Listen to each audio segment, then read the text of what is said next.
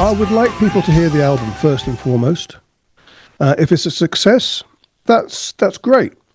But first and foremost, I'd like people to hear it. It's getting a good reception.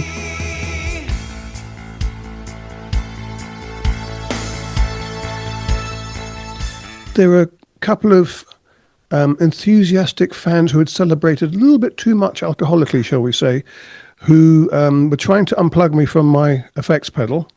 And then grabbed our singer's jeans and tried to drag him off stage.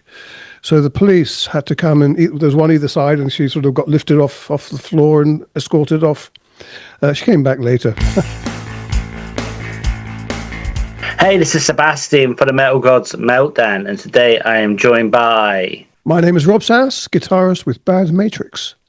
It's great to be chatting to you today. So Dangerous Game has finally arrived. Yeah. When did it hit you that this was the album you've been chasing for years? I know you've been like sort of not nagged, but asked to do this, haven't you? Well, there was a bit of a backstory to this whole album because originally it was recorded in the late 80s and early 90s. And the record company were interested at the time. They paid for some more demos. They asked for a band to be put together, which I did. And then there was a recession going on at the time in the UK. And they called us into a meeting and they said, we're really, really sorry, but you and a bunch of other bands, we're going to have to say goodbye because of the recession. We just can't do it. So a week later, that died, and I formed another band. And then a couple of weeks after that, I was playing covers for the next 20 years. So this album sat in a drawer for many years, over 30 years, actually. And I was transferring stuff from DAT tape, a DAT tape, onto the computer. My wife was listening to it, and she was going, "This is just too good. People have got to hear this." I was going, I'm not interested anymore. But she talked me into it, and I spoke to a record promotions friend of mine, and he said the same thing as my wife, Jackie. So I had them both in my ears saying, I've got to do this. So I recruited, my first call was to my friend Phil Crombie of Deeper Purple. He and I are in the same Deep Purple tribute band. He said, absolutely, let's do it. And then I got on to Paul Morris, the keyboard player, who used to be with Rainbow. And then a friend of mine on drums, Paul Mallion, who I worked with many times. And eventually I got in contact with Polish-born singer Peter Zaleski. And he used to live in Spain, just down the road from me. Right. And so we got chatting, and he loved the album, very enthusiastic. So everyone was enthusiastic, and we just got on with it, and took a while to record it and get it right. So basically, it's re-recordings of those songs, but in today's style, with today's technology and everything like that. So it's totally revamped. So how far has this finished album drifted then from the version you first had back then in the 80s? Well, some of the tracks have changed a little bit. I was surprised I remembered as much of the album as I did. I've got to be honest. As I was recording it, I went, I know how this goes. And I was able to play it. But a couple of songs changed. And because we had a dedicated keyboard player this time, we were able to explore things and change things around. And for instance, one of the songs has got a keyboard and guitar dual. So yeah, we did change a few things, but broadly speaking, it was more or less the same. All right, and so you've got a full band and a full complement of a band now. So if you had to sum up the band's chemistry in a single word, what would that be? Mixed. Mixed. Paul Morris, myself, and Phil, the bass player, we worked together before, so we know each other quite well. And I know the drummer really well from when he worked with me in bands in the UK. So I suppose Peter, the singer, he was the one that is on his own a little bit because we'd never worked together. But he's got an amazing voice and did an amazing job. But we were all on the same page, and that's the most important thing, I think, to make this thing happen. So the guys like without being disrespectful, but from being in a cover band like Deeper Purple, and when they've heard this album, were they like, what the hell? Why haven't you been doing this? Were they like a bit amazed, a bit like annoyed as well, a bit annoyed as well, like a little bit. You know, it's like a hidden gem, isn't it? Yeah. And I didn't see it that way. You see, Yeah. But to me, it was something that I did, a part of my life that was behind me. But when my wife Jackie said this has got to be heard, and my friend Lorenzo of Top Artist Management, he said people have got to hear this. And then when Phil started to hear the songs, and I sent him the original versions, he went, we got to do this. Let's do it. Everyone from the band who heard it were very enthusiastic. So it wasn't. I didn't have to twist anybody's arm. The thing is, like when it would have been released, or had it been released, that was like when grunge was just about to hit anyway. So maybe it was a godsend that he didn't release it then. Maybe. I mean, did you have all the permy hair and everything back in those days, and were you glitzy? No, no, I wasn't too much different to now. Maybe a bit shorter in my hair, but no, I was still a rocker. Yeah. Yeah, you weren't like into the hair metal sort of going down that way. No, I've never been really into the hair metal. No. The elephant on the cover, then, that's a bold, calm, and ancient sort of cover. I mean, why the elephant? What does that mean for you? It's a very dangerous game, sitting on a ball or standing on a ball at the top of a building. That's pretty dangerous. This is true. Elephants represent memory, strength, and survival. Which of those themes sit closest to the heart of this album? I think all of it, really, because as I was recording my parts of the songs on guitar, then I remembered times from the studio when we were recording originally. So a lot of memories came flooding back, as well as remembering the notes and what I was meant to be playing. A lot of good memories came back. What do you hope Dangerous Game is going to do for you, Rob Sass, in 2026? Is it going to hopefully get you the limelight you rightly deserve? Well, that remains to be seen. That's a question that other people should answer. I would like people to hear the album first and foremost. If it's a success, that's great. But first and foremost, I'd like people to hear it. It's getting a good reception. I haven't heard anybody yet say it's rubbish. Perhaps tomorrow now I'll see that. But people are liking the stuff. It's good, catchy material. You've been involved in the music business a long time. I've sort of been doing reviews and stuff since I was 19, so a long time now. And it's a different world. You get so many haters, and you get all sorts going on with Twitter and wherever you put your album or wherever you put your music. How do you defend yourself with that, especially being a radio host as well? How do you cope with that? Well, as far as Bad Matrix and the Dangerous Game album, I haven't had to defend myself.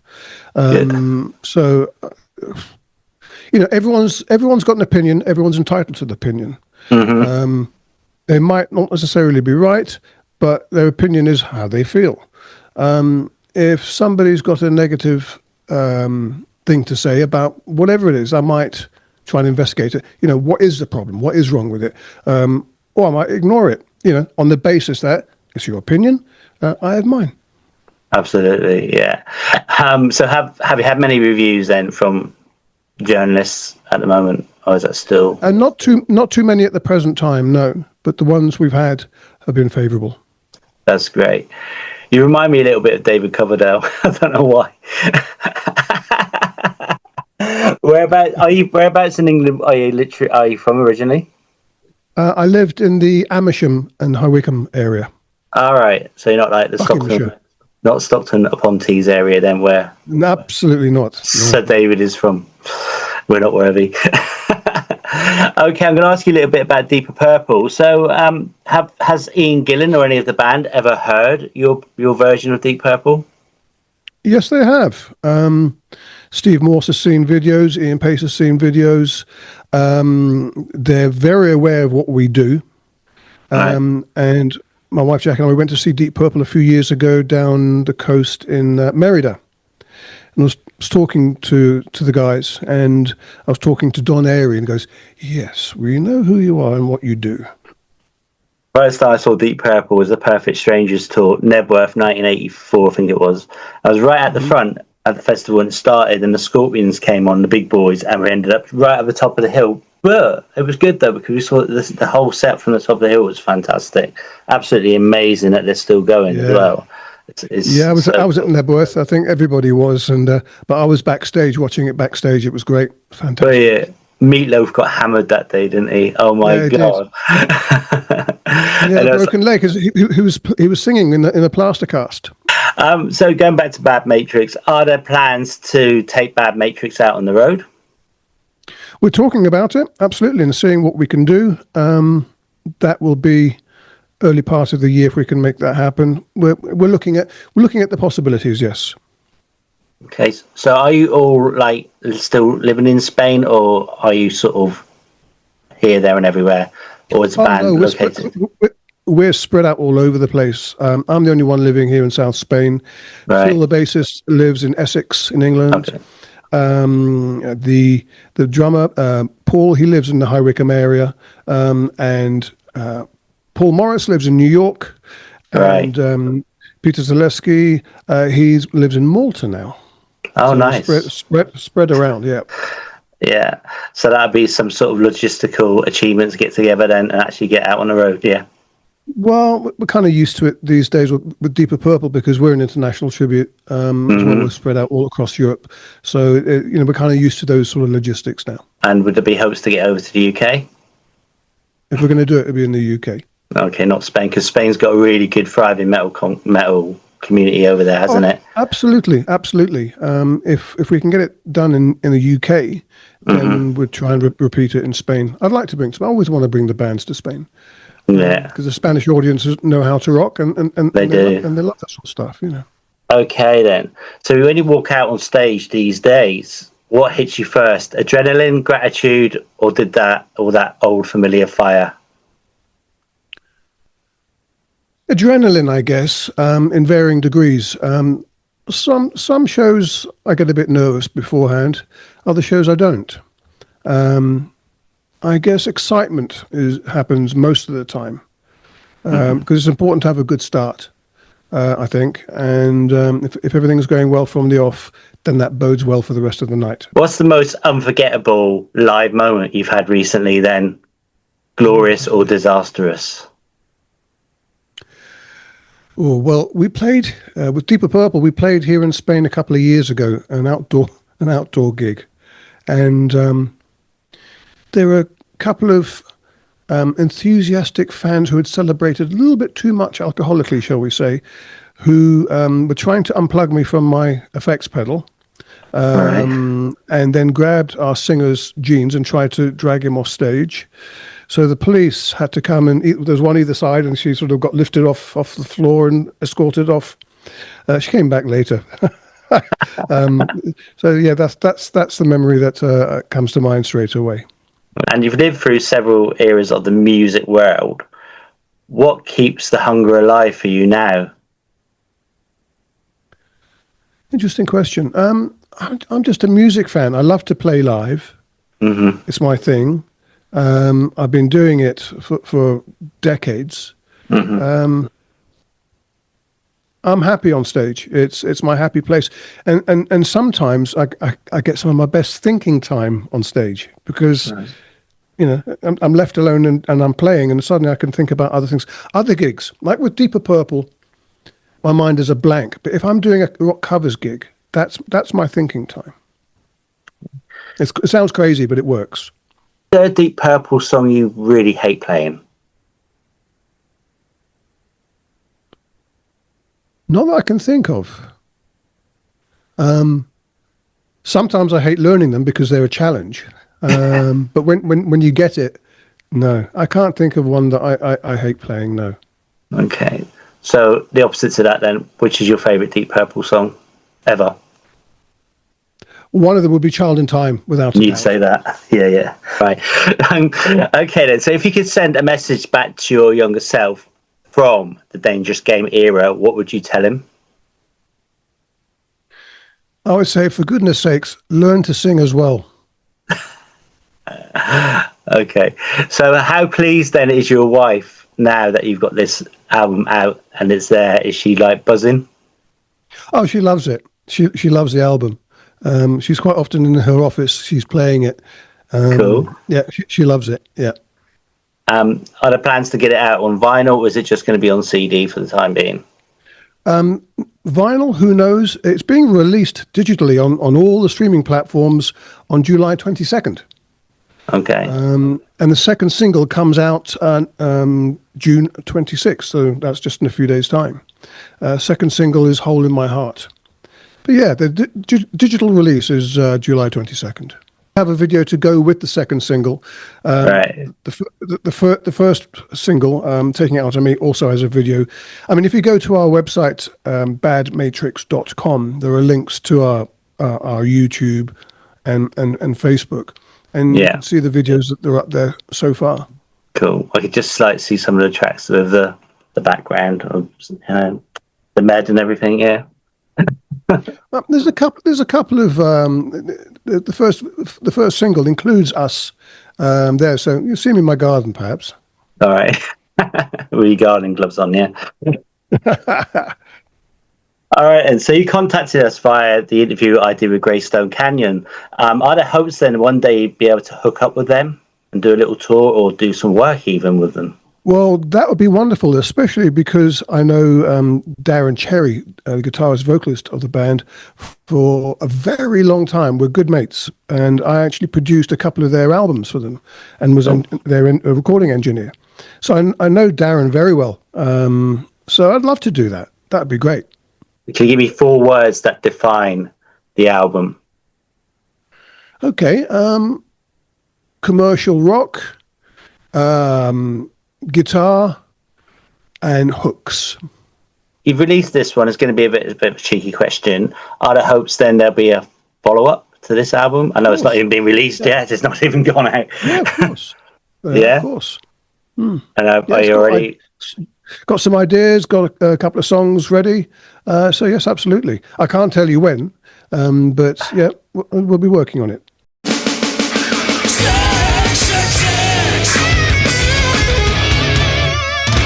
Well, the first one has to be Deep Purple, made in Japan, because it's just one of the, it is probably, well, certainly for me, the best live album of all time. Jimi Hendrix, Electric Ladyland, the very first rock album I bought. That is as relevant today as the day it was recorded, 1968. Sensational stuff. Deep Purple, Perfect Strangers. Rainbow's first album. Down to Earth from Rainbow. And I suppose Black Sabbath, Heaven and Hell, because Ronnie James Dio invigorated and changed Black Sabbath. Absolutely. I think I'd choose all of those myself, actually. Yeah, definitely the Deep Purple choices. Made in Japan is probably one of my favourite albums ever, actually. Okay. Well, it would be Rainbow, Catch the Rainbow from the Onstage album, because it's lovely and long and features some beautiful guitar work from Ritchie Blackmore. Jimi Hendrix, 1983, A Merman I Should Turn to Be, from Electric Ladyland, again, because it's a long one and it's brilliant, some beautiful production on there. Rainbow, Danger Zone from Down to Earth. Excellent album, and that's a great tune. Nice and fast and great tune. Deep Purple, Child in Time from Made in Japan. That's fantastic. My preferred version. And then a couple of off-the-wall ones. First one being Elton John, Funeral for a Friend and Love Lies Bleeding. And then Robert Miles, Children. Okay. Tricky one. Made up song. Well, there's already a song called "Difficult to Cure" from Rainbow. I don't know. Okay, I don't know. There we go. Right. So, do you prefer tapas or tapas? Tapas. Yeah, I know that's a joke off the IT crowd. Sorry. Do you prefer that tapas or beer? Which do you prefer? Ooh, beer. Okay, then who's going to win the World Cup, or don't you care? I think it's going. I hope it's Spain. I'm actually rooting for Iran. Actually, surprise. I'm rooting for them. England would be nice. One more time in my lifetime would be great. Yeah, but supporting Spain and England, you can't go wrong. Deep Purple. Do you prefer Deep Purple with David Coverdale, his very brief tenure with David Coverdale, or obviously Ian Gillan? Ian Gillan. Is there a song you wish you'd written yourself? Well, Smoke on the Water. Definitely, it's devilishly simple, but it is also devilishly effective.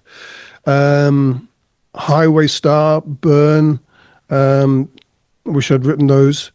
I also really like Place in Line from Who Do We Think We Are, which I think is an underrated album. And Blackmore's guitar playing on that guitar solo in Place in Line, absolutely superb. And his guitar tone is sensational. Amazing. Okay, so the final one. Before you go out on stage these days, do you prefer a lager or a cup of tea? Oh, lager. Right, okay. He's still you should see the drinks. You should see the drinks I have lined up by the side of the stage.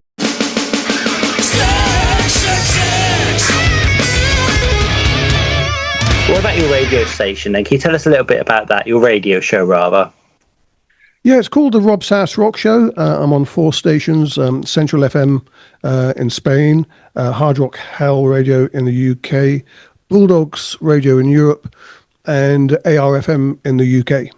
Oh wow! So I do shows for them, and then at the end of the week, the show goes to Mixcloud, a podcast, and the account name is Rob Sass Rock Show, and they stay there forevermore. Fabulous! Thank you so much. I really appreciate it, and fantastic.